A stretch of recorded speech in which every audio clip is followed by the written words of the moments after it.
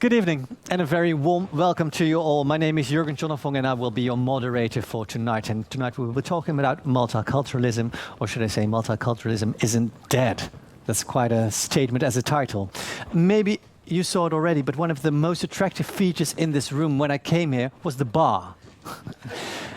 We're not going to use it tonight because we have to use it tomorrow for the ADE, the Amsterdam Dance event. And we can stare at it. We can stare at the drinks and we can stare at the statement, "We are the party." So maybe within this program we can also be the party of tonight. Another thing that I should mention is that there's a live stream over there, so people can enjoy this program from their comfort of their own home, and you all can leave this program tonight. And if you want to see back what happened, you can also see that online on www.balie.nl. Right, on with the program, because we're talking about multiculturalism. The statement multiculturalism isn't dead, is not dead. I had to wonder when I saw the research that I got where that came from. Is that a statement that stems from the political thinkers or opinion leaders here that in Holland said that the multicultural society has failed, as did politicians in Germany say as well? And what I wonder is a multicultural society an option? Is it something that we can opt out of, or is it something that we have to deal with one way or another because it's already here? We will talk about that tonight, and we will talk about that with our very special guest, because I'm very honored that he's here.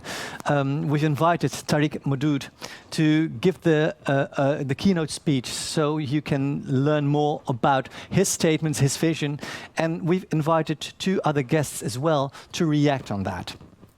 And so for the setup of the program, Mr. Modood will start the evening with an introduction of his most recent book. And it's very interesting because he's already been here, if I'm not mistaken, right? You've been here in 2005, and you already talked about multiculturalism then. Has anything changed between then and now? I've tried to refine my argument. Okay, we're very curious about that. Mr. Tariq Modood is, of course, a professor of sociology, politics, and public policy at the University of Bristol, and he's also the founding director of the Center for the Studies of Ethnicity and Citizenship. You also published many books, of course, and such as Multiculturalism, A Civic Idea, and one of the greatest titles that I've read. It's Not Easy Being British, and I always have to think about that great Kermit the Frog hit, "It's Not Easy Being Green." Is there a connection between the two?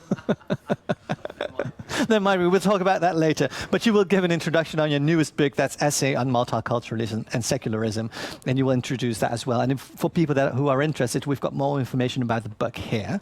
But then we've also asked writer Fouad Laroui, who's sitting over there, to give a reaction to that, and political philosopher Tamar de Waal.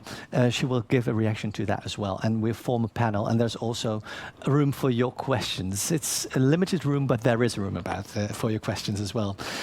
So I've been talking quite a lot, so I would like to give the floor to our main guest. Please give a warm hand to Tariq Modood. Thank you. Thank you very much, Jürgen.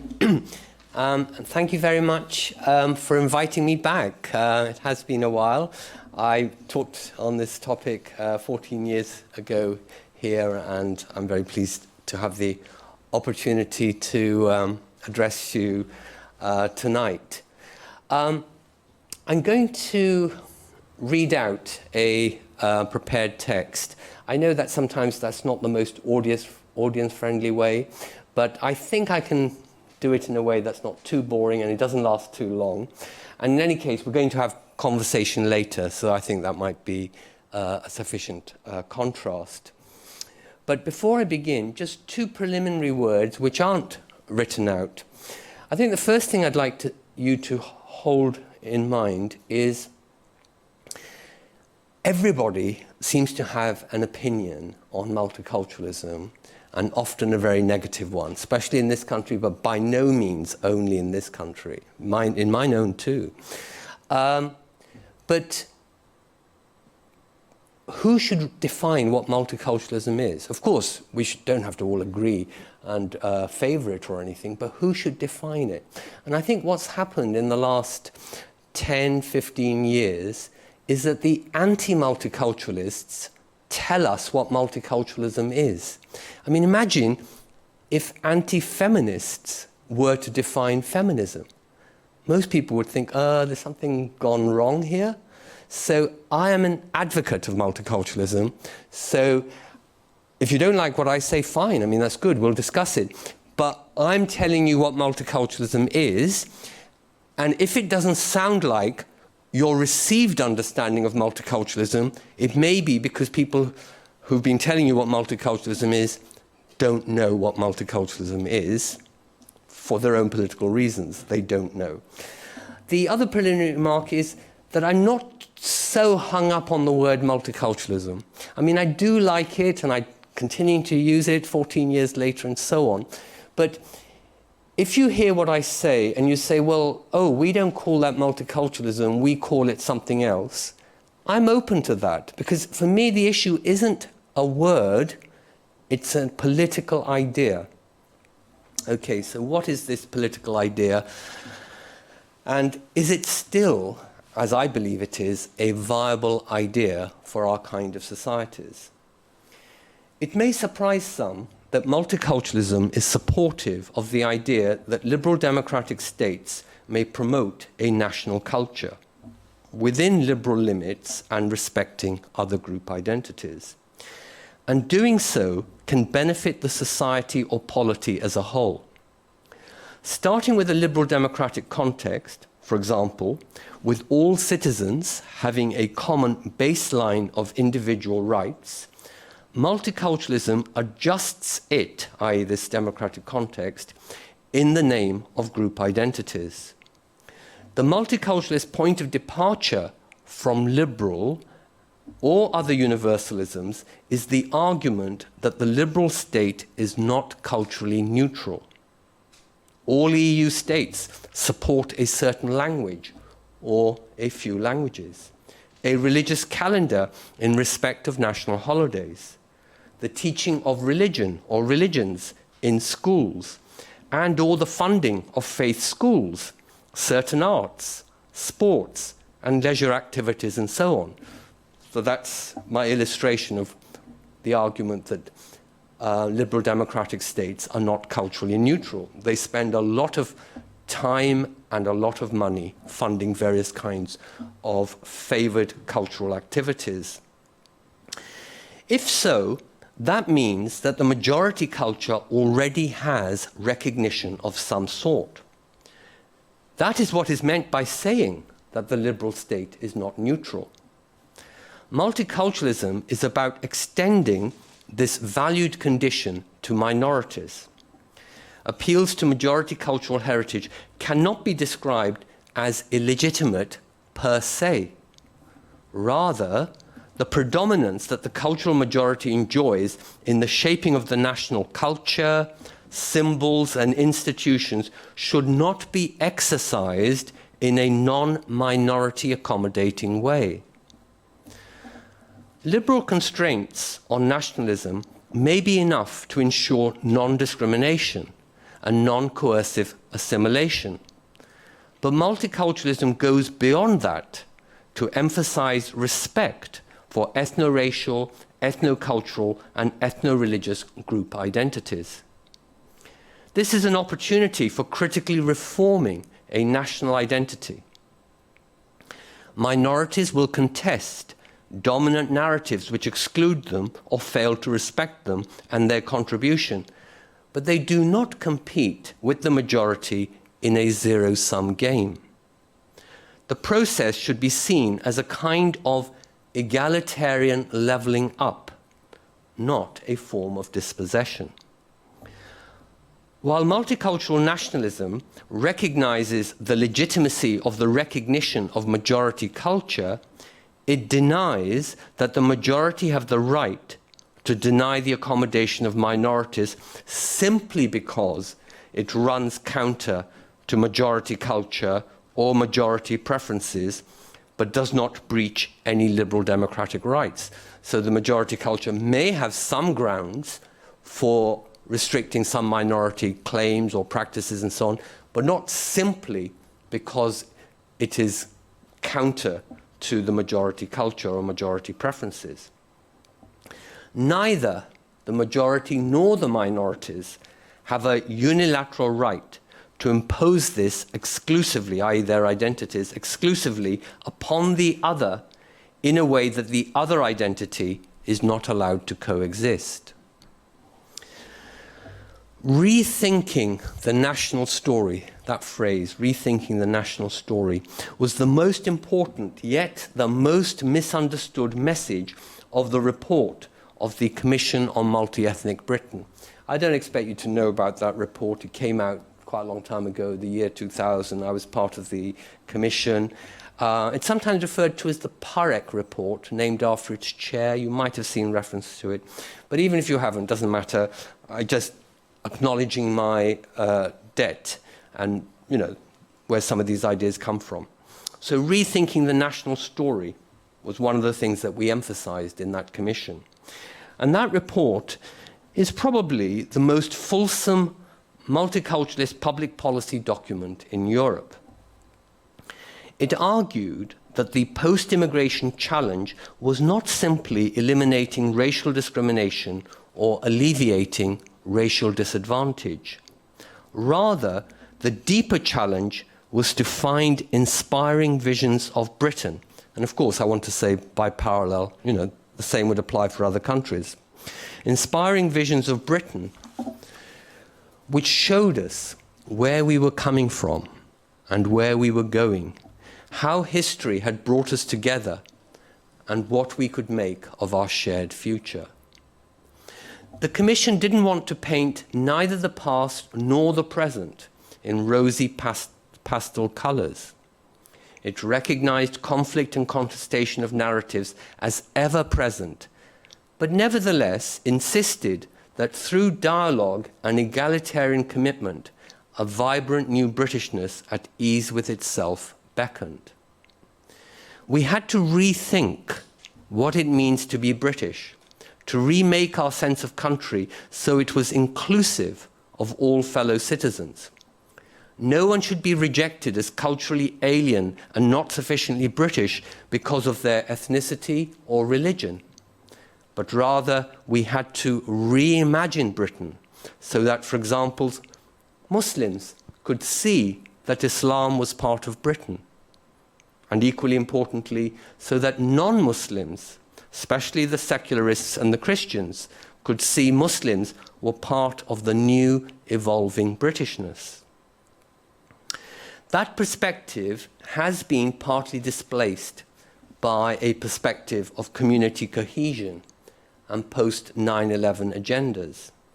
But the idea that an emphasis on citizenship or Britishness is a substitute for multiculturalism is quite misleading. It is indeed often overlooked that the theorists of multiculturalism, I'm thinking of people like Will Kimlicka, Bhikkhu Parekh, Charles Taylor, and so on, that the theorists of multiculturalism have regarded citizenship as a foundational concept and explicitly developed multiculturalism as a mode of integration, albeit, of course, a difference-respecting integration, not assimilation or individualistic integration. Moreover, they've tended to emphasize not just minority identities per se, but the inclusion of minority identities in the national identity. This is also how the Canadian and Australian governments have understood multiculturalism, and it has been the dominant interpretation in Britain too, by which I don't mean that multiculturalism has been dominant. I mean what I'm saying has been the dominant interpretation of people who call themselves multiculturalists. Let me illustrate what I mean by majority-minority relations within what we might call, what I'm calling, multicultural nationalism. The Church of England clearly is an institutionalized feature of England's and Britain's historical identity. This is reflected in symbolic and substantive aspects of the Constitution. Given the rapidity of changes that are affecting British national identity and the way in which religion, sometimes in a divisive way, is making a political reappearance, it would be wise not to discard lightly this historic aspect of British identity, which continues to be of importance to many, even when few attend Church of England services. Yet, in my advocacy of a multiculturalized Britain, I would like to see the Church of England share these constitutional privileges, which may perhaps be extended, or reduced, that's not the issue, could be extended, share these constitutional privileges with other faiths. However, multiculturalism here does not mean crude parity. My expectation is that even in the context of an explicit institutionalization of religious plurality and equality, what one might call multi-faithism, the Church of England would enjoy a rightful precedence in the religious representation in the House of Lords and in the coronation of the monarch. This would stem not from a crude majoritarianism, but from the Church's historical contribution and its potential, so both historical contribution and its potential to play a leading role in the evolution of a multiculturalist national identity. State, a multiculturalist national identity, state, and society. Indeed, over the last few decades, the Church of England has played a significant role in speaking up for religious minorities and having their needs accommodated by British institutions. Both the historical and multiculturalist contributions to national identity have a presumptive quality. And where they're complementary, as they are in this case, the case for establishment, what we call our relationship to the Church of England's relationship to our state, establishment, the case for establishment is enhanced. In short, the Anglican establishment can be supported by multiculturalists when it is a facilitator of the public inclusion of non-Anglican faith communities and humanists. That is the multiculturalist way forward, rather than a pretense of state neutrality. The principle can be expressed as one of positive inclusion, not of colorblind, faith-blind, and so on, formal equality. A further illustration is about religious instruction. So by religious instruction, I don't just mean religious education, learning about people's religion. That's a good subject. I want to see that in schools. But my example here just refers to religious instruction. That is to say, classes at school inducting people into the faith of their choice or into the faith of their parents, depending on their age.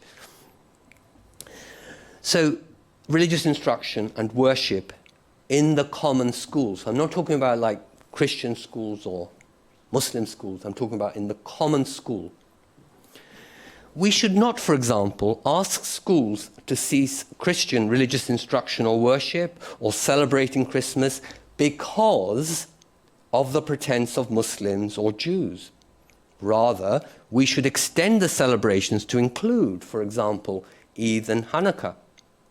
Such separate classes and faith-specific worship needs to be balanced with an approach that brings all the children together and into dialogue in common classes studying religion together. That's what I mean by religious education. So my argument is that religious instruction and religious education need to be balanced together. Either without the other is less than multiculturalism.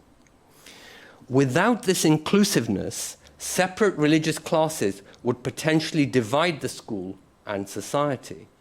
But where that is in place, voluntary pursuit of one's own faith or philosophical tradition completes the multiculturalist approach to the place of religion in such schools. If the majority comes to the view that it no longer has a religion, which is what is happening in Western Europe, say, if it comes to the view that it no longer has a religion or does not want its religion or religions taught in common schools, fair enough. But that does not give it the right to veto the religious induction into minority faiths at school if, and that's a big if any minority wants it. So the majority should decide what it wants for itself, not what minorities can have. Just as Christians do not have any dietary requirements at school, does not give them the right to prevent the provision of kosher, halal, or vegetarian options for pupils. These two examples also illustrate an important point about national culture.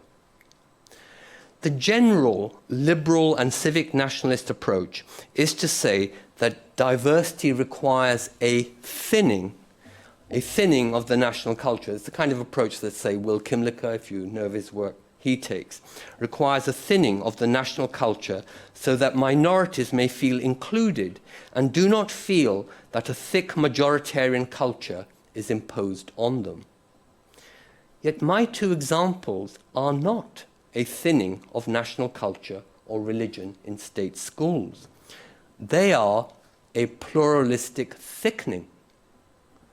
The multiculturalism in my examples adds to the national culture by not disestablishing the national church, but bringing other faiths into relationship with it, by not taking religion out of schools, but ensuring that commonality and diversity are both accommodated.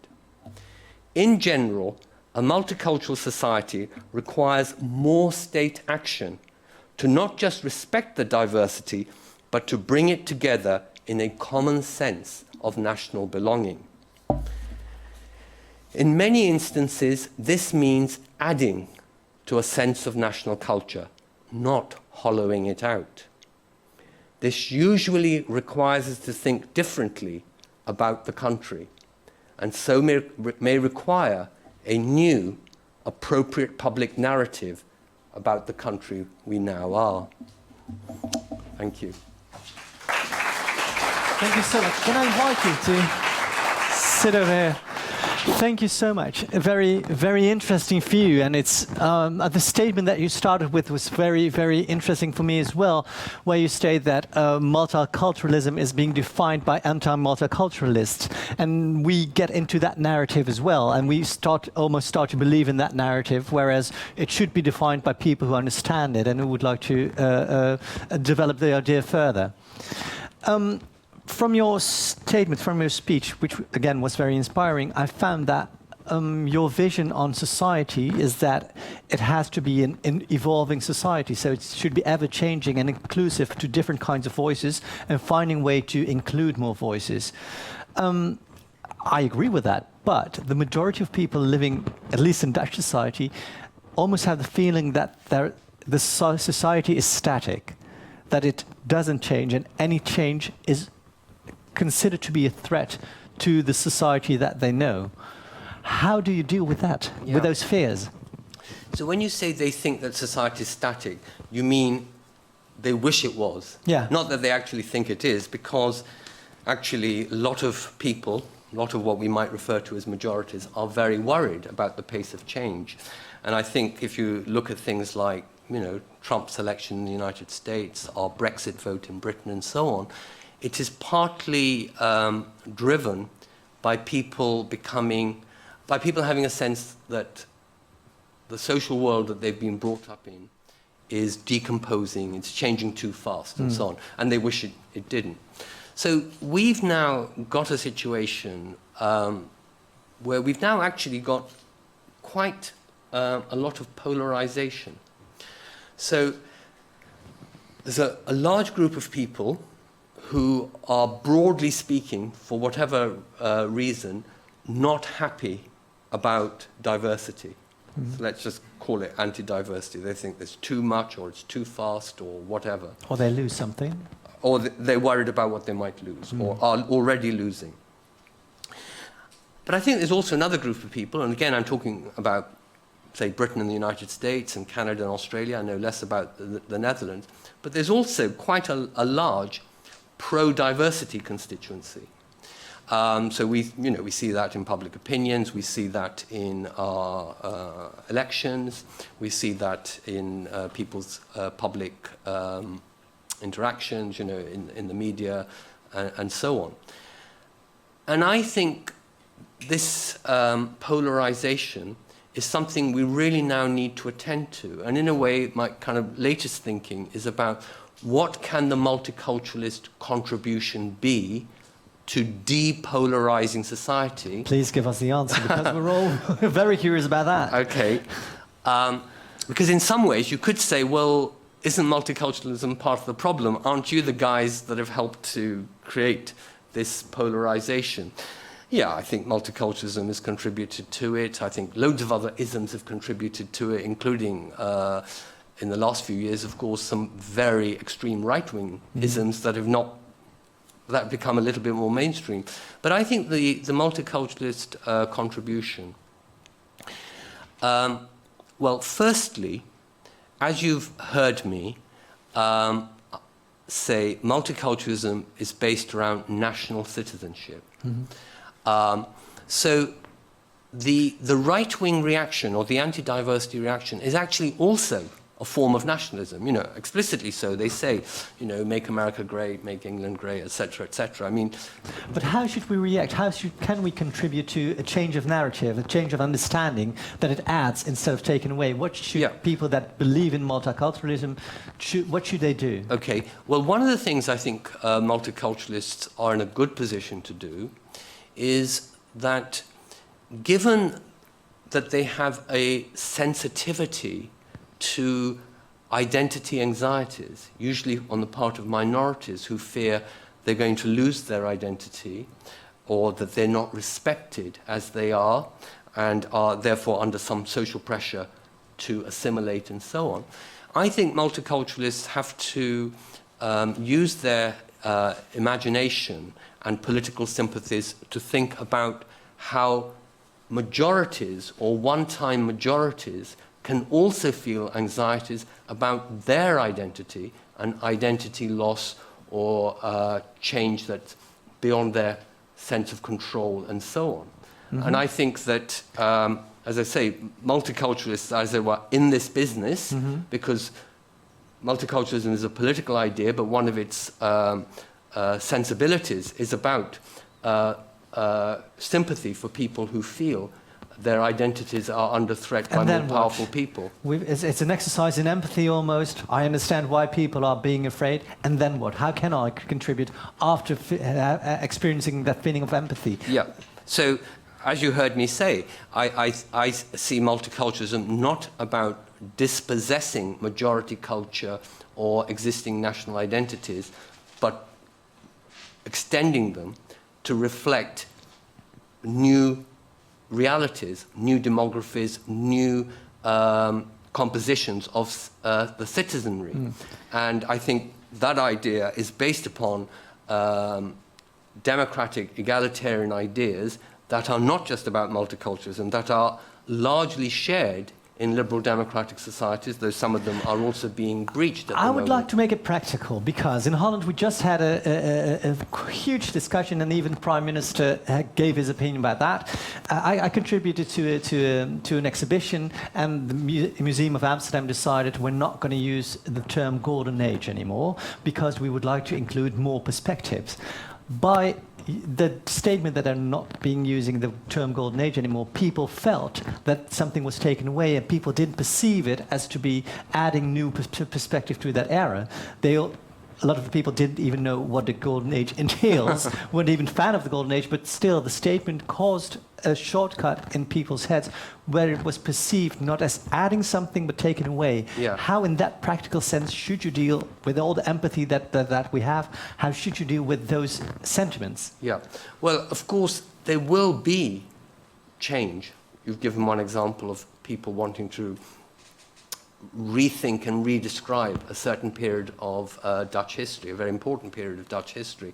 So I certainly can't say that the kind of multiculturalism I'm talking about is without change and without, as it were, pain.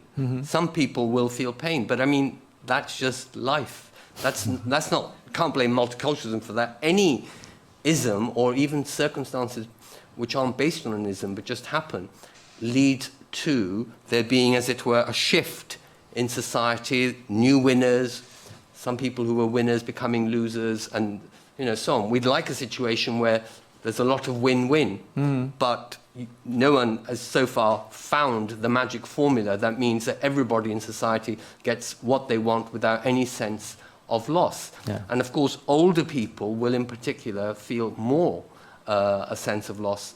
So I think we do need to keep up the arguments about equality and why change is fair and consistent with a commitment to democratic citizenship, that it's not something alien or superimposed upon people's values. It flows out of the political values of the country that they belong to and have belonged to, and so on. Right. And there's an important part for the state or the government as well to facilitate that. And what now if the state or the government doesn't facilitate that? Like we saw with the Golden Age discussion, where our Prime Minister said, oh, that's ridiculous. It's ridiculous. Right. Well, the first point I'd make is just to make people aware, they may already be aware, but just to underline it, that the story that I have to tell about my ism involves state action. I just emphasize that because there are quite a number of liberal accounts, self-described liberal or cosmopolitan accounts, where the national state is weakened. So that's not true in my story. My story says the national state has a role to play. But what country is that at the moment? Because I can't think of any country that does that. Does what? Facilitate the change. Well, traditionally, we have pointed to Canada as a very good example. Wow. I actually think the UK is not a bad example. At the moment? No, not necessarily at the moment. I think over a period of, say, 3 or 4 decades. Most countries in the last 10 years, because public opinion has moved into this kind of anxious-ridden state and voted for politicians and policies which I think are fairly destructive, rather than building and bringing people together. It's dividing people up into these polarized positions that I mentioned.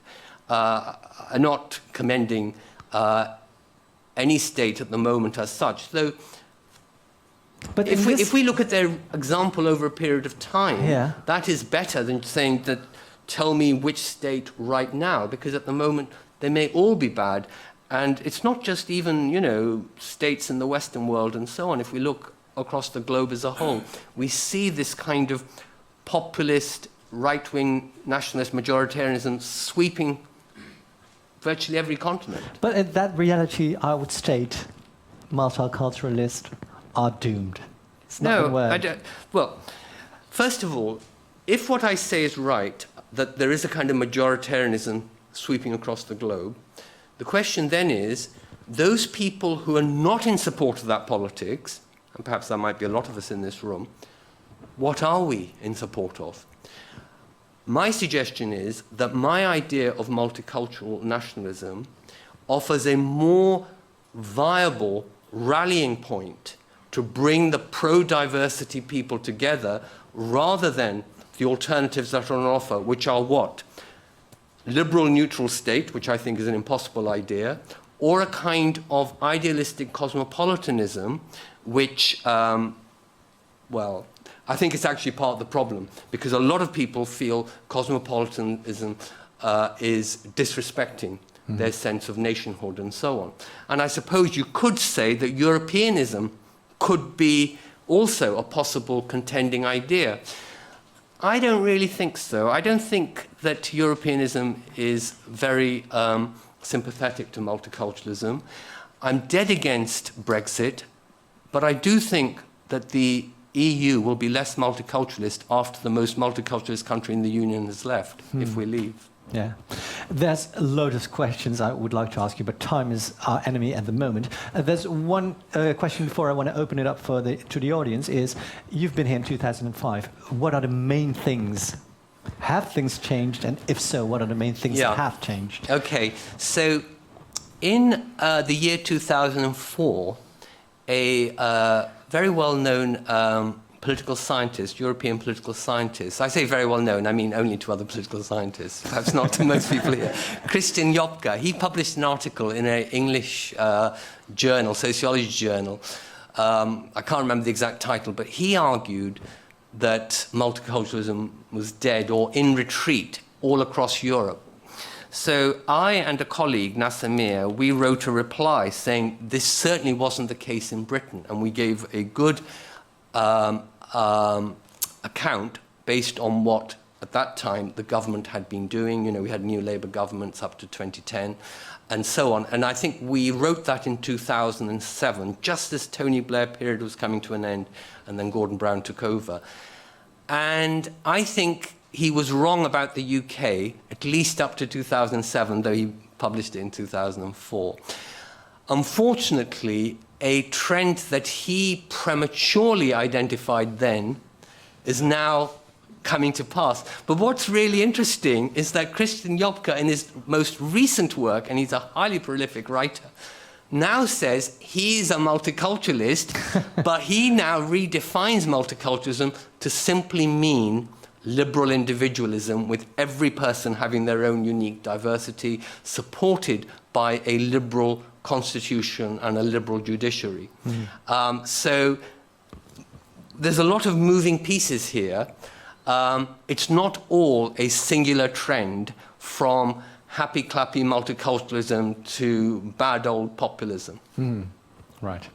I would like to give the audience a chance to ask one or two questions. I will come to you with a microphone. There you go. Oopsie. Thank you. We'll have to share the question because he also has a question. But hi, I've heard what you said, and what I heard a lot was that somehow multiculturalism was being defined as some form of European identity versus a new coming identity, namely Islam. And I wanted to look back into your view on the UK as a kingdom that encompasses so many different cultures, Irish, Scottish, etc. And then how do you contrast experiences of multiculturalism between people within the United Kingdom versus, let's just say, white people versus incoming non-white people from former British Empire? Because my personal experience is just like basic thing. I was in high school in the French school in Rome. My economics professor came from Corsica. When she was a student, same age as me, they say 15 years old, she couldn't speak Corse language at school. She would be banned. And then in my time, it became a regional language that you could take as a form of foreign language. And that was perfectly fine. Over the time, the state has gone from crushing regional identities that were competing with this national narrative to making it more inclusive, but only in that sense. Right. And then he has another thing to say. Well, I don't know whether we've got time for that, but let's start with this. Yeah, okay. I'm not entirely sure I understood all aspects of your question. There seem to be several aspects to it, but here's some attempt to respond. So I wasn't actually saying that the dominant characterization I would offer of the current period is a kind of polarization around European identity and Islam, if that's what you said I was suggesting. I mean, that is happening to a degree. I certainly would agree, but I don't think that is the dominant thing that's happening. What we're really having is assertive national identities that social scientists had predicted about 20 years ago would disappear. And they haven't disappeared, and like so many things, they're actually coming back in a more cruder form than they were previously. What is true, and this is sometimes not sufficiently observed, is that most of the new nationalisms, I mean the kind of they're really old nationalisms. The populists, right-wing nationalism. I think mine's a new nationalism, by the way. Most of the others are old nationalisms. What is interesting about them is, as we know from European history, you know, we only have to go back 75 years ago, the nationalisms saw each other in a very competitive relationship, obviously leading to terrible wars, and we all know that history. Whereas now, the new European nationalisms in Italy, in Germany, in France, and so on, you know, the right-wing movements, they're actually seeing each other as allies and partners against a liberal, overly Europeanized establishment. And you could say Brexit is part of that family, though we don't feel so, not we, the Brexiteers don't feel quite so collegial about the European nationalisms because they partly see Europe as the problem, not the solution. So, but there is a kind of Europeanism incipient in the revival of right-wing nationalism in Europe, and you could call it, as an American social scientist has called it, a kind of civilizationalism or civilizational nationalism. And then you contrast that with the UK, where we have, we say we're a United Kingdom of 4 nations, though we change our self-description all the time. I mean, this is a very recent self-description, though of course we can point to the last 200 or 300 years. I actually think that one of the reasons that there is some basis for a more successful multiculturalism in Britain relative to, say, here or some of our neighbours, is partly to do with that experience. Because nobody thought it was odd if someone says, I'm British and Scottish, or I'm British and Welsh. So it's not much of an extension to say, I'm black and British, or I'm British and Muslims. Whereas in the more unitary national identities like the French and German, to say I'm French and Arab sounds, what? Make up your mind, which are you? You're obviously not very French if you think you're an Arab. So we didn't have such a disconcerting sense of national identity in the face of minority identities. But what are you saying, that Jamaican British is equal to Scottish British? Because there is a hierarchy. Yeah, yeah. No, I wasn't saying equal to. I was saying that historic background and the political culture that it's part of made it easier for the idea of a hyphenated identity or a qualified national identity or a pluralization of national identity of the kind that pluralization that I favor. So I also think there's also a European, a British colonial past that actually is both pro-multiculturalist as well as anti-multiculturalist. Most people just think it's anti-multiculturalist, which I think is too one-dimensional a reading. Then you asked me something about... I don't know whether we've got time to address every point, because we've invited two other people to react to your question as well. But thank you so much for putting us onto that track, because it is quite interesting how like a multi-diverse in the country as the United Kingdom relates itself to new incoming people from other cultures, and how at first was competing at a certain point, and now they find strength in the national identities, and that's something I think we should think about a little bit more when we've got more time. The first person I would like to introduce to you, who we invited to react to your statement, is a writer. And a professor at the University of Amsterdam. In 2002, he received the Edu Perron Award for his entire oeuvre. And in 2006, he wrote over het islamisme een persoonlijke weerlegging, on the taboos and clichés about the Islam. Please give a warm hand to Fouad Laroui.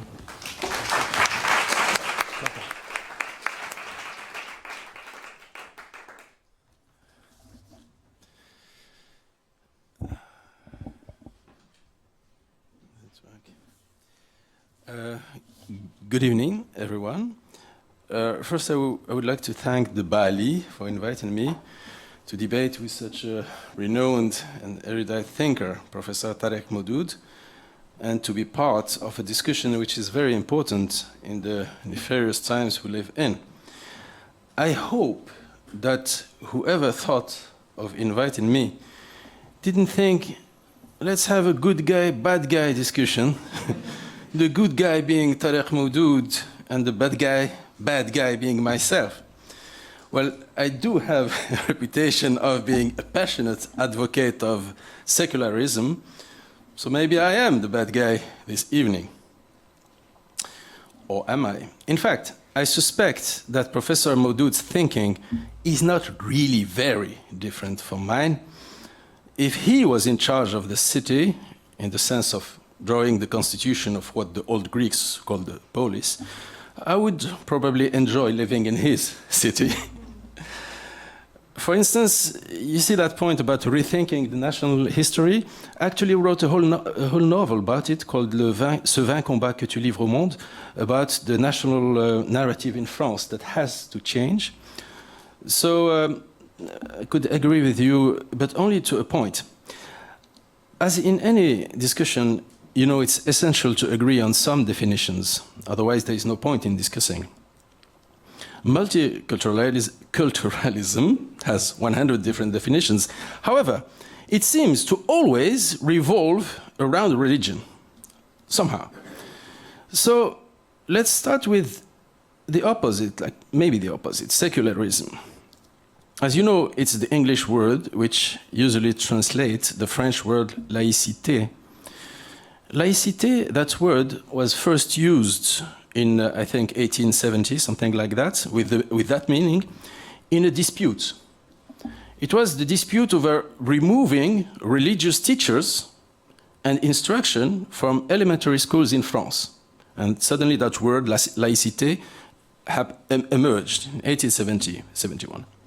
But what does it mean, laïcité, secularism? In France, it means three things.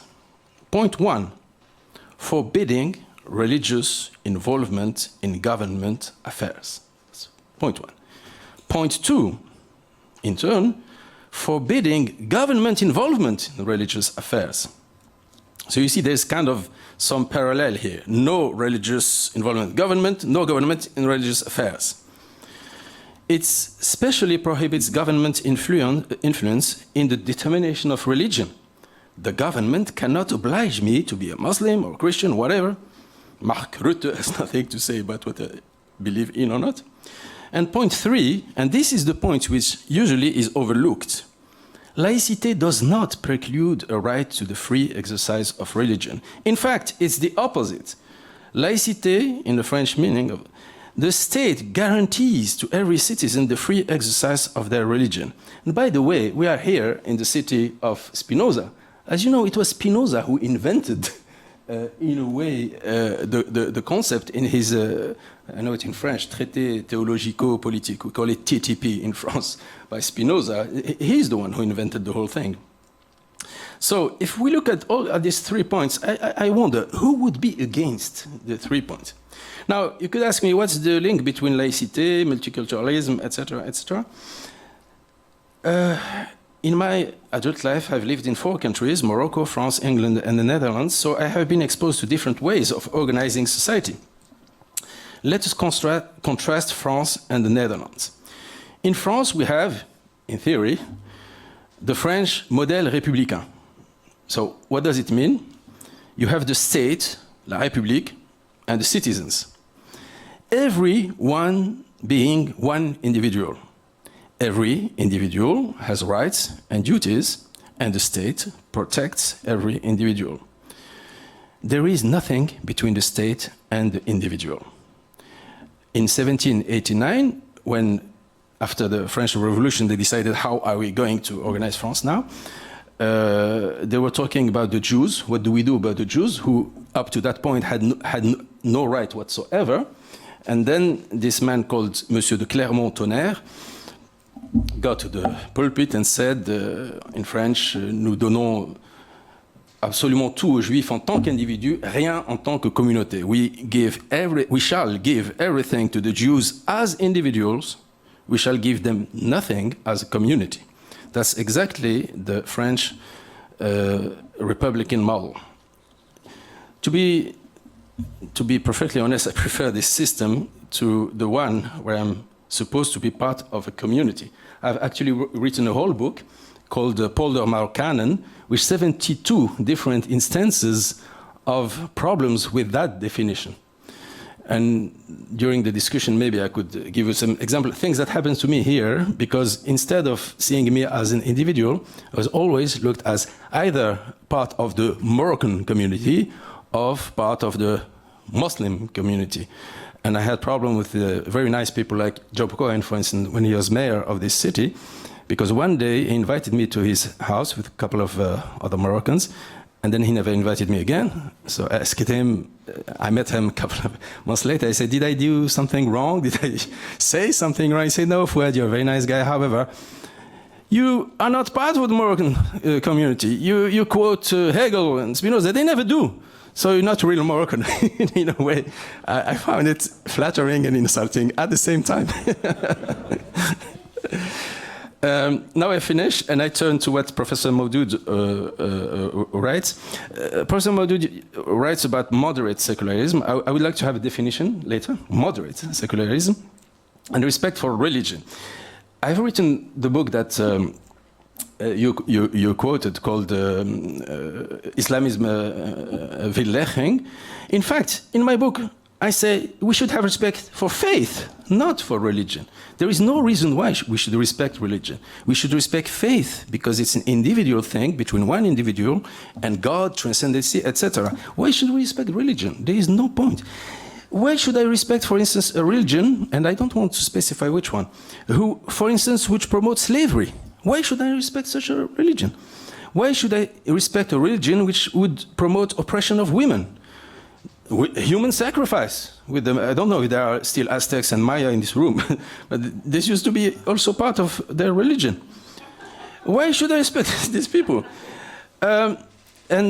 So faith, wonderful. Religion, no. And I have also a problem, not with this one, the picture we was watching before. And to finish, Professor Modood said it's vital if we are to move from a multiculturalism of fear toward genuine pluralism. I completely agree. I think everybody would agree with such a goal. But the question is, why do we have now a multiculturalism of fear? The burqa doesn't help. In fact, the multiculturalism of fear, I think, is related with religions. In conclusion, I'm against multiculturalism if it means having religions, competing religions in the public space. Keep them out. Thank you. Please have a seat. Thank you so much. Just to dive in directly, you are against religion or forms of religion or expressions of religion in the public sphere, but at the same time we live in a society where religion is being expressed in a public sphere as well. There are Christian celebrations like Easter, like Christmas. They are, being spread out, and you are confronted with it. Are you against those holidays considered to be holidays as well? Well, obviously, when I say I'm against religion in public space, it's a theoretical statement, and really I hate watching a woman walking around in burqa, as I would hate watching around an ultra-Orthodox Jewish woman walking around with a wig or something like that. I can't stand it. However, there are nice expressions of religion, absolutely true. Mm-hmm. And if I see little girls and boys singing a choir at Christmas, well, I cannot hate that, obviously. It's beautiful. I enjoy it. It's more the threatening aspect of religions on the public space, the threatening aspect, the confronting aspect. For instance, there was this picture, before this one, there was a picture of a mosque in a typically English city, I think. You have this alignment of the house and then the mosque. I ask you one question. Why should a mosque look like that? There is no reason. If you go to Rozengracht here in Amsterdam, you see the Turkish mosque Al-Fatih, which doesn't look at mosque at all. Mm-hmm. It's just an old building that was there. I think it even was a church, something like that. And it's the people who live in Rozengracht, especially old people who never saw a Turk until they were 40 or something like that. Now, they are not confronted with an alien concept of a building, which, like the one we saw.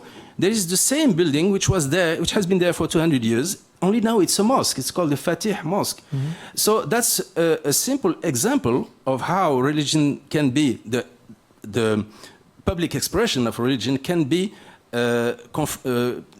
how would I say, it touches some feeling in us. It's aggressive in a way. I find it aggressive. But is a church in that sense aggressive as well? Because no, it's quite dominant as well. It's quite imposing as a building as well. Yes, but Professor Modood said something absolutely true about the Church of England. I wouldn't agree, but it's true in a sense that the Church of England has a role, a kind of prominent role to play in any future context because of history. If there is this book by Paul Scheffer, you know, Land van Herkomst, something like that, he says something similar. If you look at the history of Amsterdam, it has developed, certainly in the center, as a city which was first Catholic and Protestant, etc. There is some organic development, which means that churches, Nieuwe Kerk, Oud Kerk, they are like organically linked with the general development of the city, the ideas, things like that. If you take a Turkish or Moroccan mosque and then you put them here, well, suddenly you have a break, a rupture. It can be very aggressive towards people who, for instance, have been there for all their lives. Paul Scheffer, he says something, he was in a village in Holland and somebody told him, you see that little cemetery there, my father, my mother are buried there, my grandfather, my grandmother, etc., etc. And now there's a mosque near to it. And the guy said, it's not that I have something against Muslim, but somehow it doesn't match. There is a problem here. And this is this is a proof, in a way, that the problem is not faith, but religion. Because, in fact, you can, if you're a Muslim, you can pray in a synagogue. You can pray in a church. You can pray anywhere. You can pray like the Sufi says, they pray here in their heart. They don't even have to go to church. Mm-hmm. So why do you have to put something which is clearly not linked to the cultural history, architectural also history of Europe, in the center of a little town like that? Well, maybe because of what Professor Modood said, and I will give you an opportunity to react as well. Things are changing. Society is changing. So, I mean, there are, like Professor Modood said, you can't please everybody. So if you are confronted with change, maybe it's perceived to be an aggressive act, but in reality, it's not even an act of aggression. It's just a new reality that people have to deal with. Mm. Can I just say before you react about that? And then I will shut up and I will listen. I studied chemistry, you know, at school, and there is two different ways of changing things. The one is called adiabatic, reversible, and the other one is irreversible. For instance, if you have like hot air somewhere, and you push very slowly, and then you relax it, then it goes back to where it was.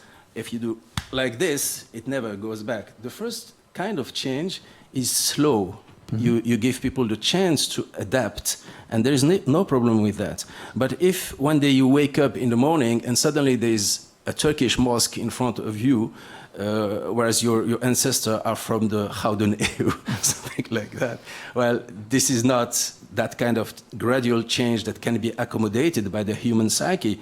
It's really something that gives you a shock.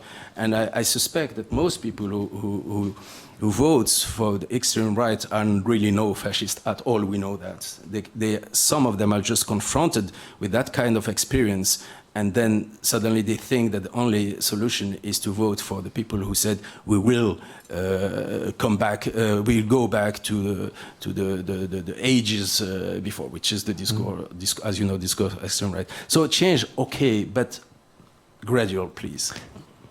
Professor Modood, we should, not move so fast. You say, Fouad, that we agree a lot, because I then heard loads of things I disagree with.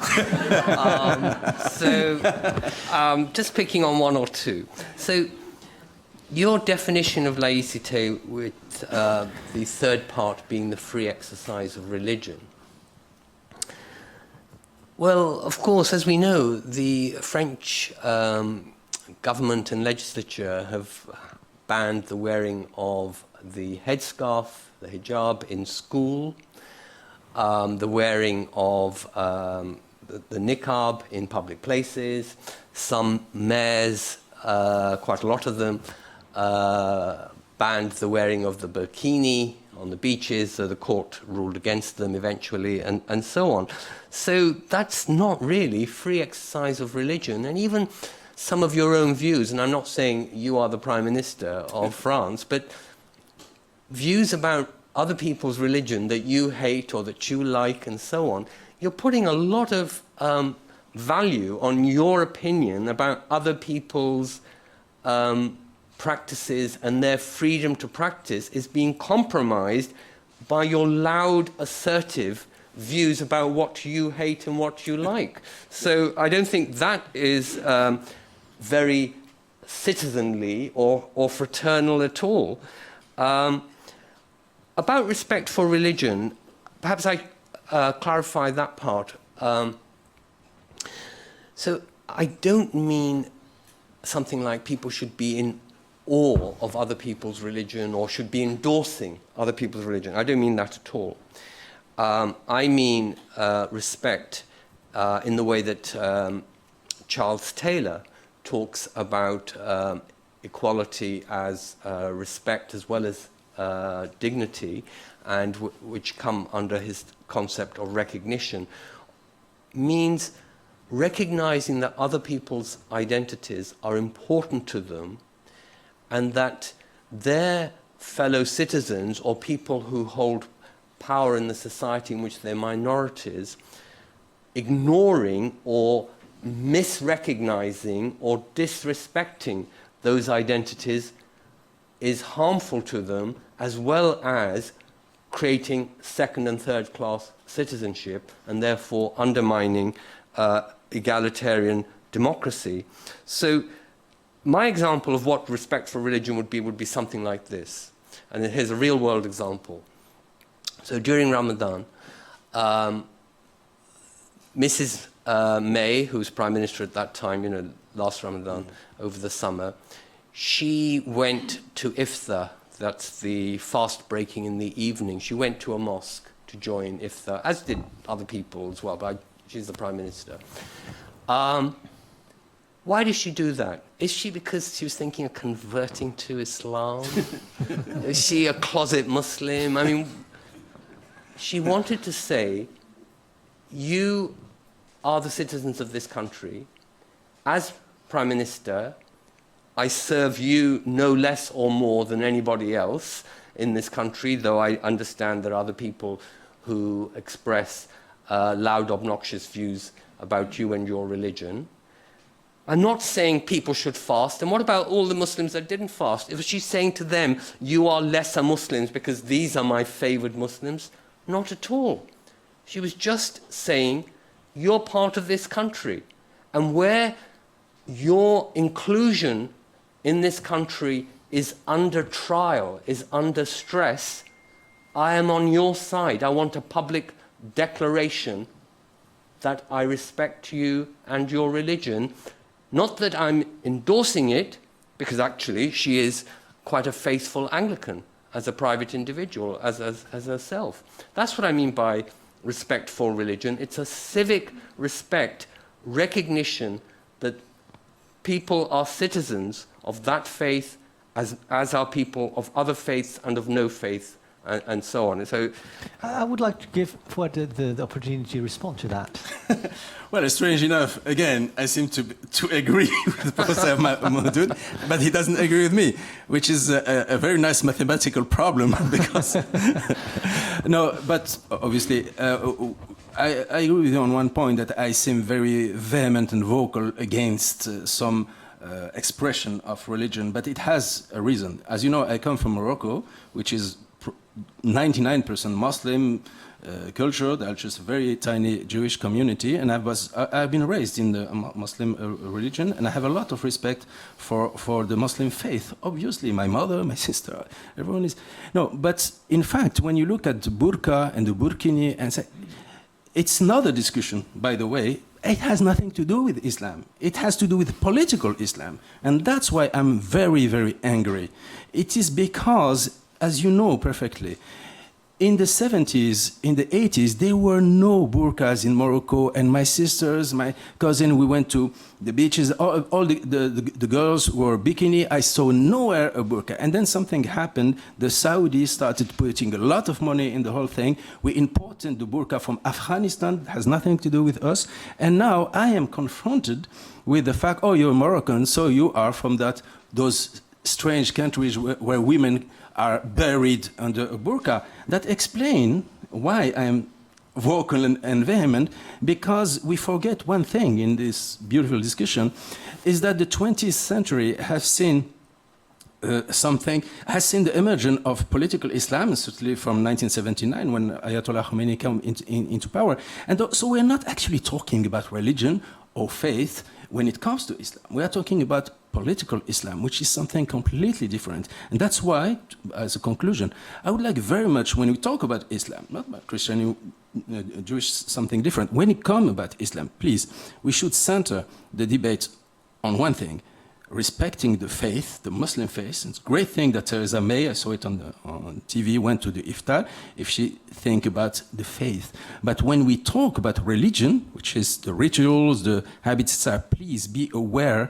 that we're talking about political Islam, Islamism, and we should fight it. And you cannot fight someone by giving them flowers or smiling to them. That's why the I'm so difference vehement. between political Islam and the faith, personal faith of a person, should there be a distinction between that? Well, there could be in certain contexts, of course, but I don't think that the new modest dressing in so many different parts of the Muslim world, not just Morocco, is simply to do with political Islam. I know lots of Muslim women who aren't particularly political, but who feel that their faith requires them to do it.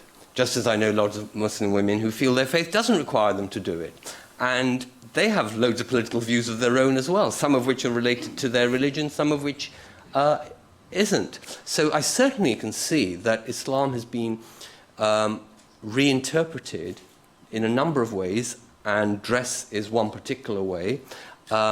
But this is a much bigger phenomenon than just to do with political Islam. I think it is a kind of religious revival, and who knows, in 20, 30 years' time, it may go in a different direction. But even if it was political, so what? I don't think, oh, you've got to take your headscarf off because I believe you're doing it for political reasons. Well, that's not free exercise of religion.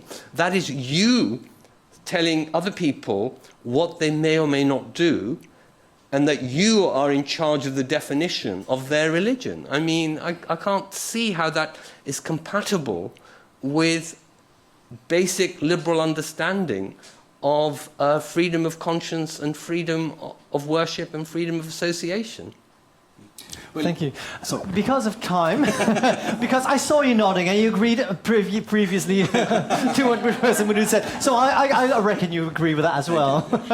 More or less. No, we have a little bit time more in the panel later to react to that, but because of time, I already said it's quite a full program and time is around me at the moment. So I would like to give the floor to our next person who would like to react to Professor Modood, and she is a philosopher of law, and teaches at the Amsterdam Law School. And she's also the chairman of Stichting Civic, which tries to improve integration policy.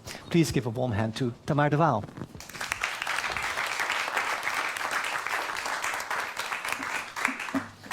The floor is yours. Yes, thank you. I also would like to thank the Balie for inviting me and giving me the opportunity to discuss the book of Modood.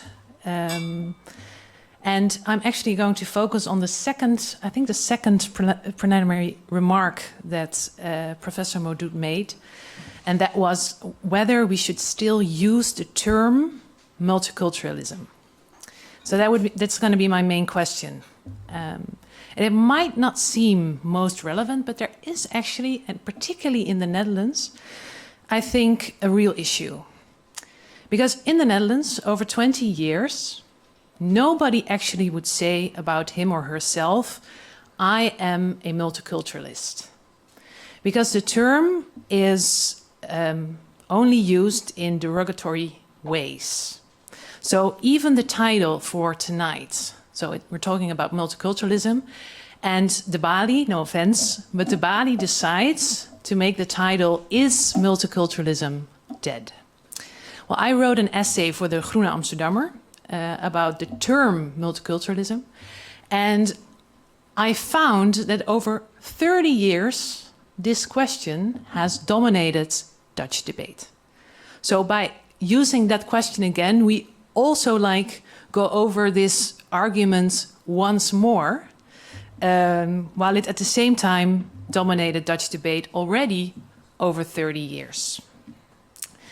And I think there might be reasons to conclude that we should just ditch the term and try to discuss the same principles, whether you agree with them or not, that's not the issue here, with a different term. But there might also be reasons not to do it. And I'm going to explore both sides of the argument. So to give a little context why I raise the question. Well, the reason why I raise the question is that the fact that multiculturalism is dead or has failed has been a very powerful and dominant political frame in the Netherlands. And it's not only that, it contains different elements. So the first thing that's always said if multiculturalism is discussed is that we used to be very multicultural. So the Netherlands was an outlier when it came to multiculturalism. So we had all these multicultural policies, all this money for ethnic groups, and that all failed. So that money was not well spent. It actually led to segregation. It didn't integrate people, and it jeopardized certain liberal democratic values because it was culturally relativistic. So it didn't say liberal rights are important, fundamental rights are important, but multiculturalism said all cultures are equal. So therefore, liberal rights and constitutional rights were set aside. So this is the package of frame. So it was politically correct. Mostly it said it's left-wing. And it was naive, it didn't work, and it jeopardized rights. Well, in the essay for the Groene Amsterdammer, I explored different of these underlying claims. And they're mostly not true. So the first one, we used to be very multicultural, is not, if you look at the policies in the Netherlands, very true. We did have some erratic policies that were implemented at certain times, but then revoked quite quickly. And there's no reason to say that we had a multicultural model with both multicultural policies on the level of the state and on the level of municipalities, and that we really tried the multicultural project. So to say that we had it and that it didn't work is actually quite premature. We had some policies and they disappeared quite quickly in the beginning of the 90s. Also, the frame that it is culturally relativistic and that it jeopardizes liberal democratic norms is not directly or perhaps not even at all true. Because as was also clear in the beginning, multiculturalism is a form of integration that is built on equal citizenship. And it tries to promote a national identity which includes minorities, but at the same time respects the Constitution, for instance. So it acknowledges cultures as far as possible without jeopardizing these liberal democratic norms. So the whole frame is kind of built on untrue claims. So that is an interesting fact, because if you look at political debates, but also to columns in newspapers, this frame is repeated and repeated over and over again. So actually, I think it's if you want to have success in political or public debate in the Netherlands, you should start by saying, we have to talk about certain taboos in this society. And one of those taboos is multiculturalism doesn't work. And there is this invisible elite that is pushing us towards multicultural policies, but actually we should stand up for our culture, our values, and we should not be cultural relativistic. Now, the question is, of course, what do we do about this? And it's not about endorsing multiculturalism or the underlying principles as such, but it's about having a good conversation about it. Because having a public debate on claims that are actually untrue, and that for over 30 years, is getting a bit frustrated, of course, when you're concerned about the underlying issues that have to do with diversity. So the first thing we could do is, I think, indeed acknowledge we have to let the term go.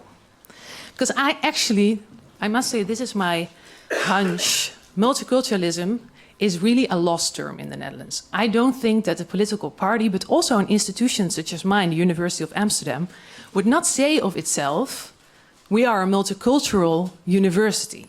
So they choose for different terms, say inclusive. You could say we want an inclusive democracy, or you could say we want equality in diversity. Just a different label, still discussing the same underlying principles.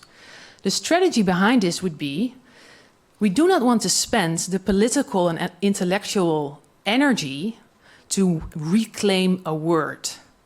Who is attached to a word anyway, if you can secure the basic underlying principles in any other way? And you actually see this happen. So other terms are popping up: superdiversity, interculturalism, that's another one. Also being inclusive, promoting diversity. You see that pro-diversity voices in the Netherlands do not choose multicultural anymore, but choose one of these other terms. But the downside might be that the national frame, because I actually really think it's becoming a new part of our national identity, that we used to be multicultural and naive, but that we then got realistic and tough, still weighs on our diversity debates. So for instance, I wrote a PhD on integration policies for newcomers. So we're talking about refugees and family migrants, and they have to take certain tests. And the government at a certain point didn't even want to offer language lessons to them anymore. So they had to pay for them themselves on a private market. And there was not a lot of supervision, and all the information they received was in Dutch. So this all failed. It's going to be redesigned right now. But the interesting thing was, why did this happen? Because offering refugees language lessons sounded as if we were multicultural. It sounded soft. It sounded as opening up for diversity. So I think this frame that we are realistic and not naive anymore actually still burdens our current discussions about diversity and new immigrants and different types of immigration, even though the term multiculturalism is not always used anymore. So this would be an argument for the other side. We actually do have to reclaim multiculturalism, and with that reclaim recent history in the Netherlands, and saying it's not true that we actually tried being proactive, open, and with all the policies that come with it, and that failed, but that we must now think of how we want to acknowledge and recognize multicultural diversities in the Netherlands, and do that with a different frame, that we already tried that and that failed. So I'm not sure what the answer is, whether multiculturalism is beyond saving and that we should just leave it behind and try it with a different word, or that we should actually invest in the term again for the sake of getting a really fair debate about how we managed diversity in the past and how we should do it today. Thank you.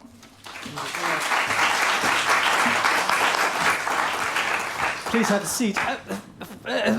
In my script, it says we have to have a switch. So you're very welcome to join into the conversation from the first row. But our other panelists, I would like to invite her as well. Please give a warm hand to Tirza de Fockert. Tirza is a city council member for GroenLinks and an anthropologist.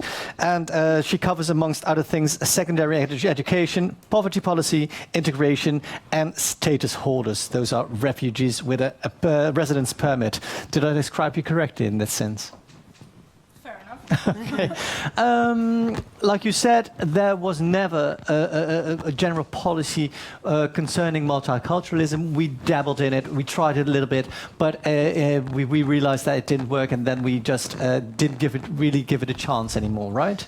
Well, the term multiculturalism was used much more often, but it was used not necessarily to promote a full multicultural model. Mm-hmm. But for instance, when guest workers from Turkey and Morocco arrived, the state said they can have their own identity, and they used that to argue that no integration policies were required. Yeah, so it was because not learning the necessary language, for instance, was already trying them to learn our culture, while in other countries such as Canada, which is then, of course, an often used example, but they do offer newcomers language lessons. They even oblige them to learn one of the national languages, French or English, but at the same time promote multiculturalism. So you also see that how the term was used back then was not necessarily a full multicultural project that would lead to equal citizenship, right, but more like but people that would always return. The idea with the guest workers here that they would go back to their own countries after a while. So yeah, that was so no it was a whole need different context to invest in them, actually. Yeah. Tariq, how would you react to the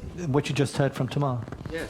Well, I obviously don't know very much about Netherlands, certainly nothing comparable to the work Tamar's done that she was drawing on. So if I said I agree with what Tamar said, it's like, well, what basis have I got to agree? I just say, yes, thank you, that's a helpful contribution from which I'm learning.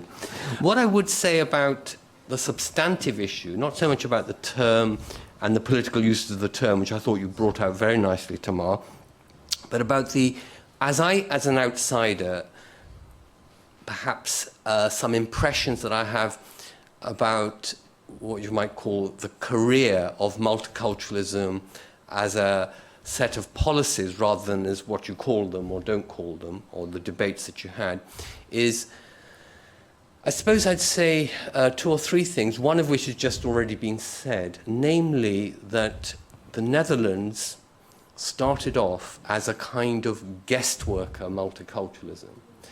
So, as Tamar was saying, that's not like Canada, which was very much a citizenship-based multiculturalism, and actually it wasn't like the UK, because the people who came from the UK, well, actually there's a parallel here with the Netherlands, were members of, the old British Empire, former colonies.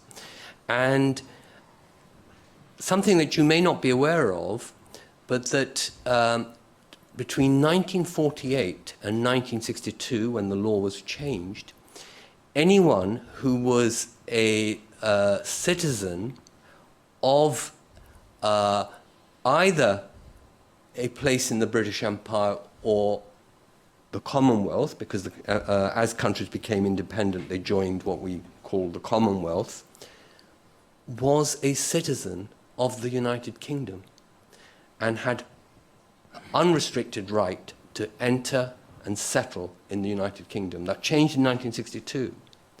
So actually there was a kind of political backdrop which wasn't shared by everybody, but certainly it did inform some political elite opinion that the people coming in, like say, my parents and so on, who came from Pakistan, that they were connected to Britain.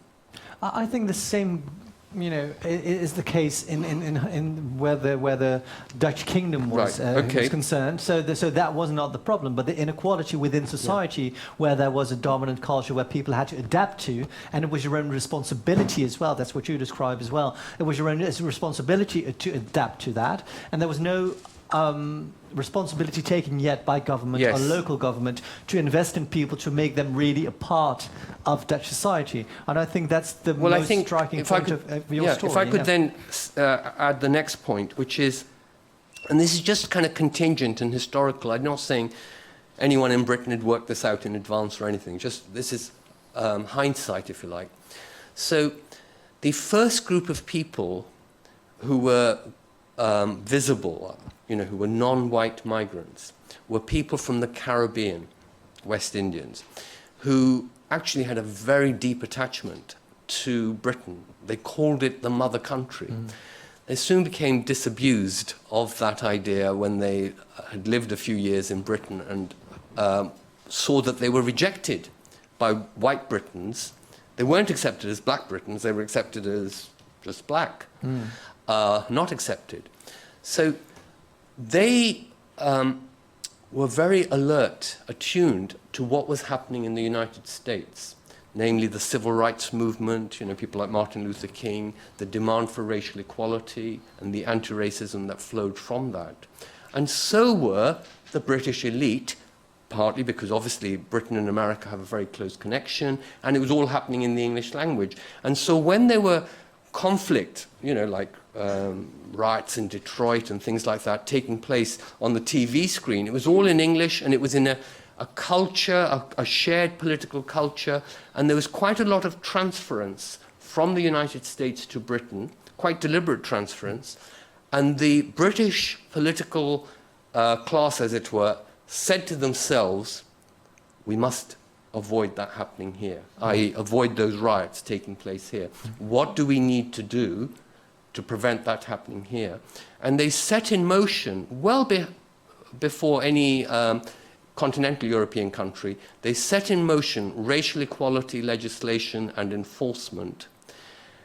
And I think, just with hindsight, that we were very lucky to begin with racial equality rather than with cultural integration or cultural identity. Of course, racial equality can only take you so far. That is the multiculturalist argument. But we needed a racial equality base which was focused on socioeconomic mobility, making sure that, as some politicians put it, we must create a black middle class, black and Asian middle class, and so on. And I don't think, this is just history, it's not criticizing anybody, that in the Netherlands, you had a different sequence. So you had this kind of guest worker, cultural identity, multiculturalism, which wasn't saying these are prospective citizens, but yeah, these people have cultural identity and we should respect it, but not because they're going to become Dutch. Whereas I think the British establishment came to a view very early on. These people are going to be British, their children are going to be British, and we better avoid what's happening in Detroit and Alabama and Los Angeles and I don't think that those two are exactly comparable, because there were in the 50s people coming from Indonesia who were raised as Dutch people, but in the colony, and in Suriname as well, who after Suriname became independent in the 70s, they came to Holland as well. And though the government was well aware that they were here to stay and they were part of the Dutch kingdom and Dutch society as well, but also they didn't really invest in them. And that's why I want to make a bridge to you, Tirza. Is there a difference in policy if you compare what happened in the 90s, where there was, like Tamar said, we dabbled in multiculturalism a little bit, and after that we woke up. Is there a difference now in policy by the local government in order to create equality within all those different kinds of groups? Because before I let you answer, Professor Maurice Krul from the Free University of Amsterdam discovered that from 2018 onwards, in big cities like Amsterdam, but also in Rotterdam, there is no dominant majority anymore. We are a city that consists of minorities. So does local government adapt to that as well? Yeah, I think totally. And to kind of break the feeling here, I don't think we're doing all that bad when it comes to multiculturalism. Not on the dominant narrative, because there's a lot of polarization and a lot of big screamers who try to make it very much about nationalism is an essential culture, the Dutch one, or it should be diverse. But I think if you look at a city as Amsterdam is, or a lot of different bigger cities, And if you look at what I think multiculturalism should be about, and this is different communities living together and becoming, having equal rights, getting to know each other better, you see that we are getting slowly but surely more integrated.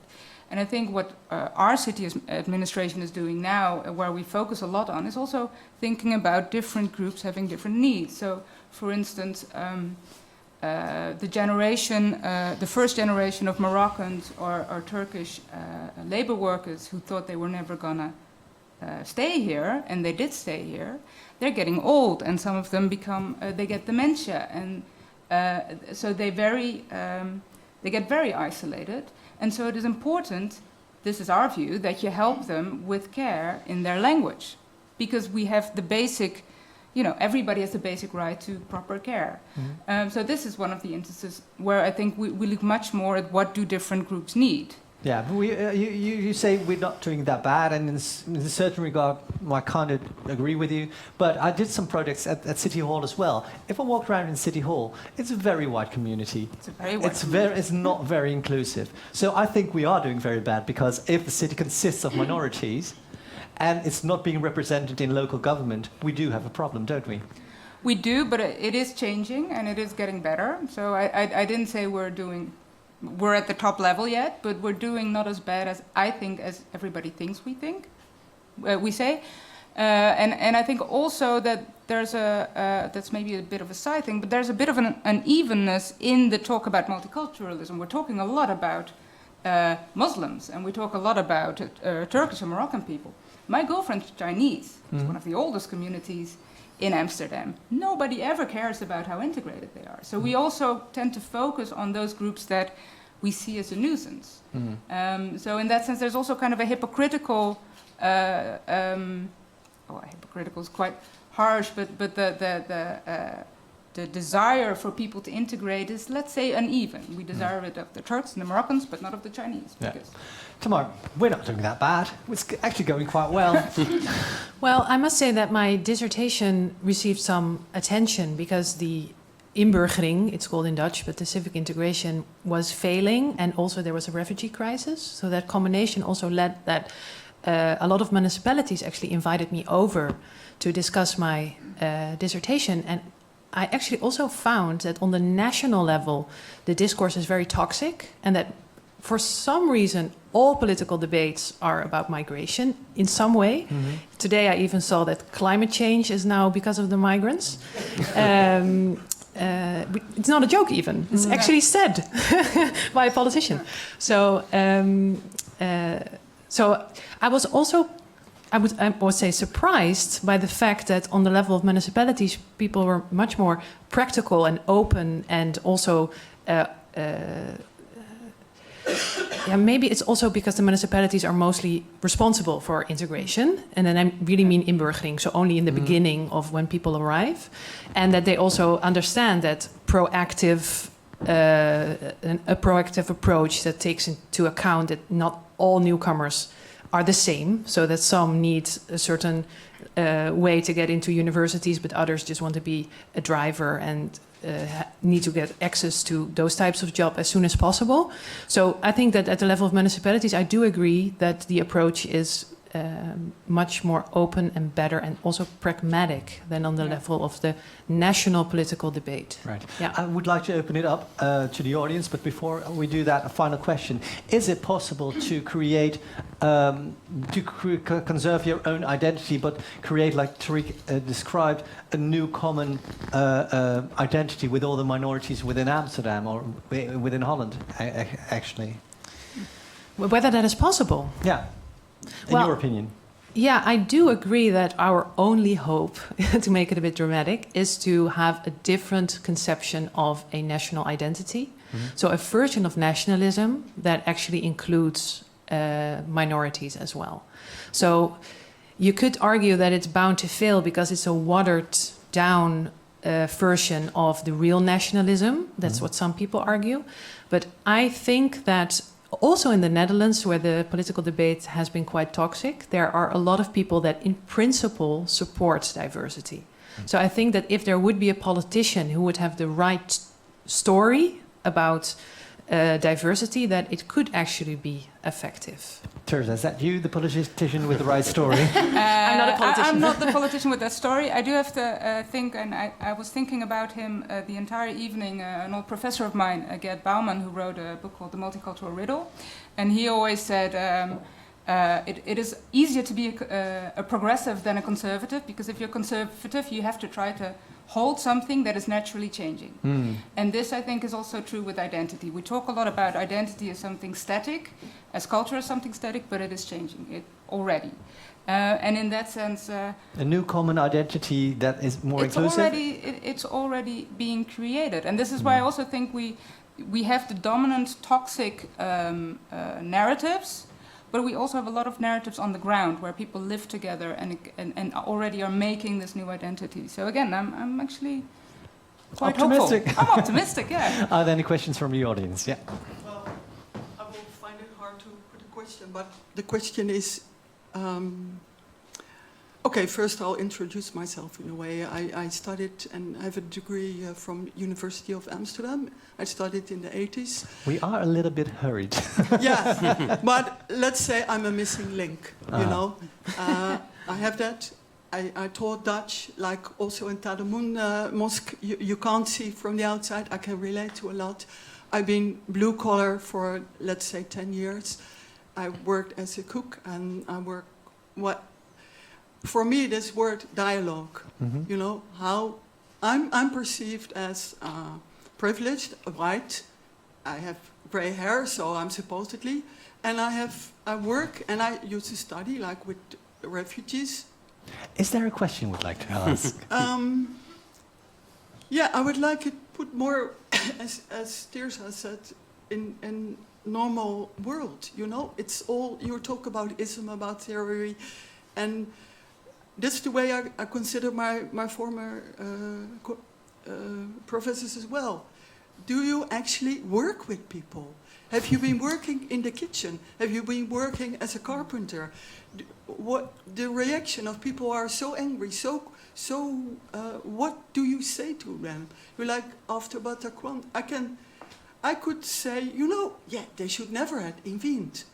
But I would want to write to the Pope, there was this thing like, thou shalt not kill. And I want that from every religion, right. because, so I cannot really see a question, but this is my real life. Let me turn that into a question. Tariq, in that sense, I mean, it's not, multiculturalism isn't a thing that you can opt out of, or a thing that you can hold back, or a thing that you can change. It's already there. We're dealing with it right now. If you go to the Christians, if you go to the areas here in Amsterdam, we already live together, so there is actually no problem.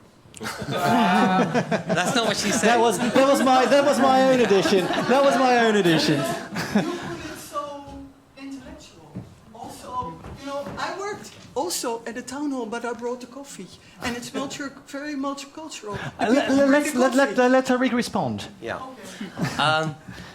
Well, I think some things that you say resonate with what Tirza said and Tamar said, that it is clear that lots of people can live together, work together, send their children to the neighborhood schools happily, and so on.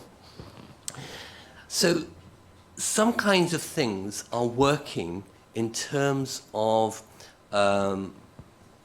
neighborhoods, local levels, and city level policies are a lot less toxic than the national debate. I think that's true in most countries. It's true in Britain, and of course, just heard about the Netherlands.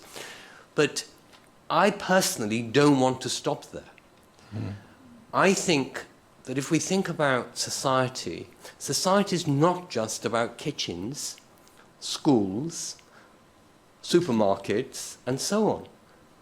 Our society consists of large-scale institutions. I mean, the concept of citizenship is a very large-scale macro institution powered by ideas, you know, liberté, égalité, fraternité, and so on. So ideas, political ideas, the ones I'm interested in, are also part of what it means to be a society, to be a country, and so on. And I want to address the implications and the challenges of multiculturalism at that level. So there's no part of my argument which says things aren't working at other levels. Maybe they're working better, I don't know. But I want to see them working at the level of our national imagination and our national sense of who we are as a people, as a country, and the ideas that power our society. Great, thank you. I take time. No, I would like to give other people the opportunity to ask questions as well. To make the dialogue. I am in favor of dialogue, I will say that. Talking about a dialogue, let's have a dialogue over here as well. There's a question over here. Thank you so much. Professor Modood, I heard you say something that triggered me. It was the phrase that you said, an individualistic integration. Yeah. I've never heard somebody say that. I've only heard individual integration. What do you mean by it?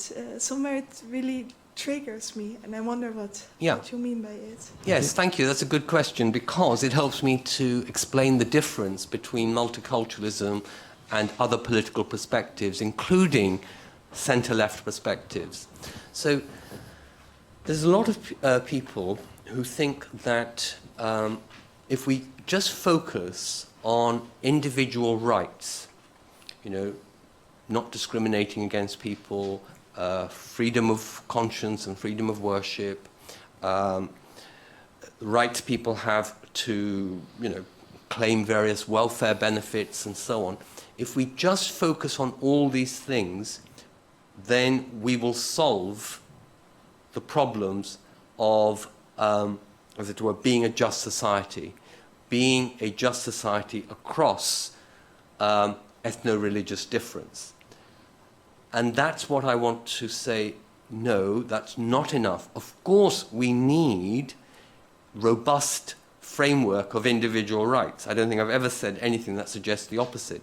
So when you hear people define multiculturalism as a replacement of individual rights by group rights, that's not what I or any other multiculturalist I know understands by multiculturalism.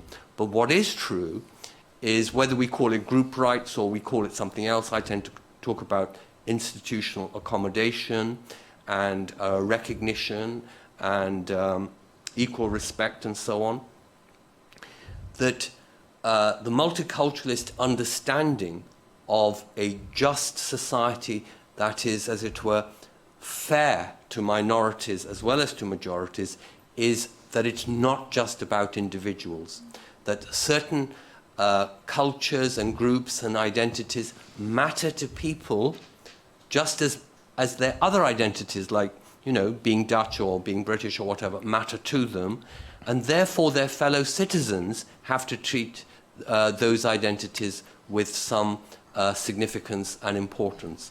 So that's what I mean by it's not enough to just focus on individual rights and individual equal opportunities and individual social mobility. Thank you so much. There's a question over here as well. Yeah, okay, sorry. Now you're making sure. So just, I should say I'm Canadian, which of course means I appreciate the shout out. Sadly, my Prime Minister has sort of embarrassed us now, so we no longer can be proud. But I think New Zealand might be the interesting example to think about now. My question, though, actually was triggered by the speaker who's now on the side, who one of the only things I agree with was the reference to Spinoza and the question of tolerance. So if we're talking about a new narrative, I actually think the greatest obstacle from the outside perspective is that the Dutch have a narrative, which is that they are the tolerant Spinoza sort of historical society. Now, I think that's very problematic because, of course, that narrative prevents any other narrative from being suggesting from any minority group that the Dutch are not tolerant. And you mentioned when you were running of the one group that's the nuisance, right? The Muslim group is a nuisance, not the Asians or not this or that. So the question is, why? Why is this particular group seen as a nuisance to the culture that has this wonderful myth of being so tolerant? Is that a question for me? For you, but for I do have part of an answer, and part of it is because they use actually much more than if we essentialize the Chinese, the tools of our society. They're vocal. They use the rights they have there. They actually go and found their Muslim schools, like we have the Christian schools and the Jewish schools. And I remember when I was studying, I studied anthropology in the early 2000s. And one of my teachers would always make the argument, it is actually the most integrated group that we are now complaining about. And I think there's truth in that. They participate. And then we have, they use the tools that are available in exactly. the democracy. And this is also why I'm kind of hopeful in that sense, that you see because of course we have many more different groups with a migration background, but you see that third, fourth generation are standing up, they are taking their space, and yes, that's rough. I mean, you get fights, but they take that space, and so they get more and more accepted as well. Right. I would like to go into the two final questions because of time again. There was somebody over there. Go right ahead. Thanks. I'm hoping to go back a little bit to the beginning of the presentation by Mr. Modood and Mr. Laroui. In the multiculturalism, you define rethinking the national story. There's an important role for the school, it seems, the common school in particular, where, if I paraphrase you correctly, education, religious instruction and religious education exist side by side. Now, in the secularism that was defined by Professor Laroui, there's a strict separation between government and religion. Government stays out of religion, and religion stays out of government. And now, in both stories, the position of the exclusively religious school seems problematic. Is there a space? Is there a place for an exclusively religious school, such as the Jewish school, the Christian school, the Muslim school, like Mrs. Fockert, sorry, I had to read your name, just mentioned? Because it seems problematic in both the multiculturalism defined by Mr. Modood as well as the secularism defined by Mr. Laroui. Is there space? Yes, of course. I'm sorry, I didn't mean that multiculturalism is only about common schools, or that in a multicultural society there are only common schools. I'm just talking about common schools because, well, because it was part of my illustration. So I'm very supportive of religious schools in general, you know, in principle. I take it you mean religious schools supported by public funds rather than just private religious schools, because I'm supportive of both anyway.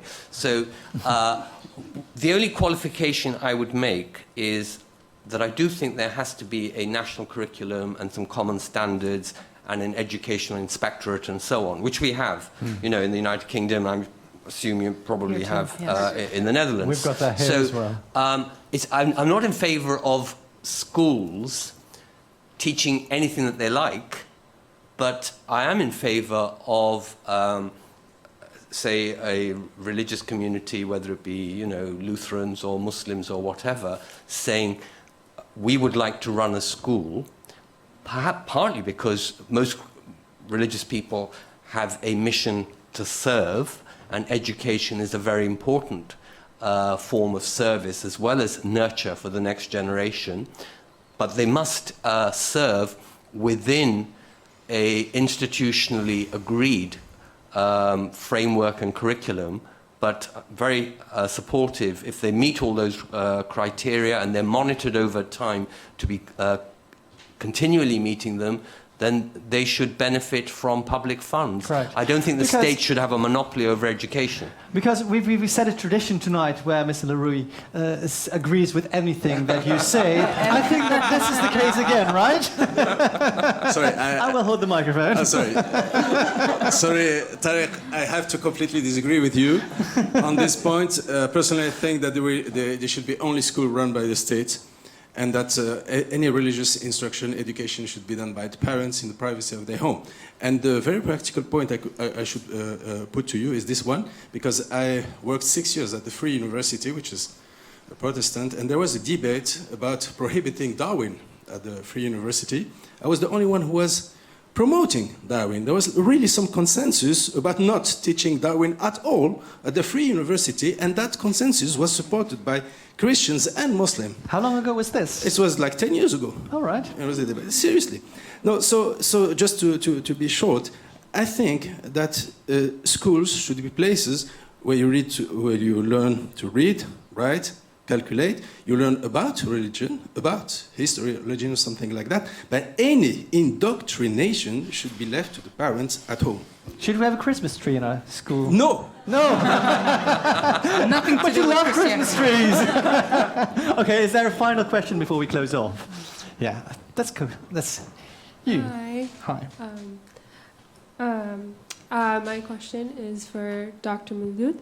So earlier you were using words such as thickening or thinning, or adding versus hollowing, culture or European culture, in this context, Dutch culture, and reassuring that multiculturalism wouldn't lead to dispossession or thinning of existing culture.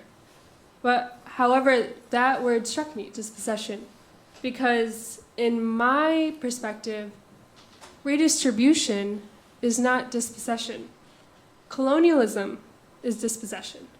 Therefore, whether it be Dutch culture or other European cultures, we need to reevaluate how these things, let that be land, borders, wealth, or even culture, that we, or these so-called entities, are so afraid of losing or thinning. So what does, or how those were obtained. So in your paradigm of multiculturalism, is there a call for redistribution? Because what I was hearing was that it was just this addition versus Redistributing. Right. How do you react to that? I don't know what an example might be of redistribution, what you might mean. Have you got an sharing? I example of talk that? about sharing. sharing, but addressing colonial legacies or colonial histories that have disenfranchised and like structurally jeopardized communities or entire nations. But how would you redistribute, and what would you distribute? Land, wealth, all of it. Land, wealth. All right. Does that make... Okay, so I'm mainly focused on what you might call the political and identitarian issues rather than land or wealth. So, for instance, you said about colonial history and so on. Yeah, so I'm very supportive, very keen, in fact, that the history that we teach our children at school, common schools or any schools under state inspection, supported by public funds, that these histories should include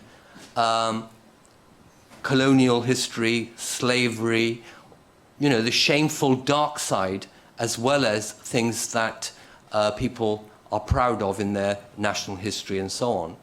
And one of the things that's begun to happen in Britain, following an American lead, is that universities have started creating research centers about to what extent they may have historically been financed through the slave trade or through products that were traded on the basis of slave